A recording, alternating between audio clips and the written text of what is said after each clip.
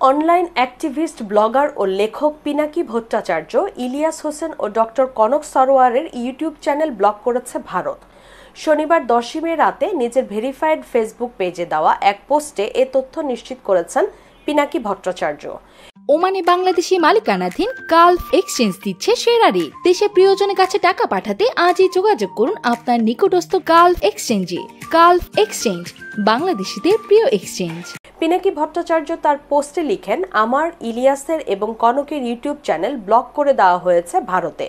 ভারত মাতা তার শত্রুদেরকে চিনে। তিনি আরও লিখেন, বাংলাদেশে কারা পিনাকি, ইলিয়াস আর কনকের শত্রু, তাদেরকে কি এখন চিনতে পারেন?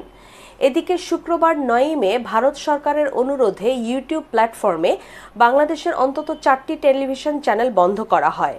চ্যানেলগুলো হচ্ছে Jamuna TV, 71 TV, Bangla vision ও মোহনা টিভি। ভারতের ইউটিউবে বাংলাদেশি অন্য আরও বেশ কিছু চ্যানেল দেখা গেলেও এই 4টি দেখা যাচ্ছে না। এই চ্যানেলগুলোর ব্যাপারে সার্চ করতে গেলে মেসেজ আসছে, সরকারি নির্দেশে জাতীয় নিরাপত্তা ও জনশৃঙ্খলার কারণে এই কন্টেন্ট এই দেশে ভারতে পাওয়া যাচ্ছে না।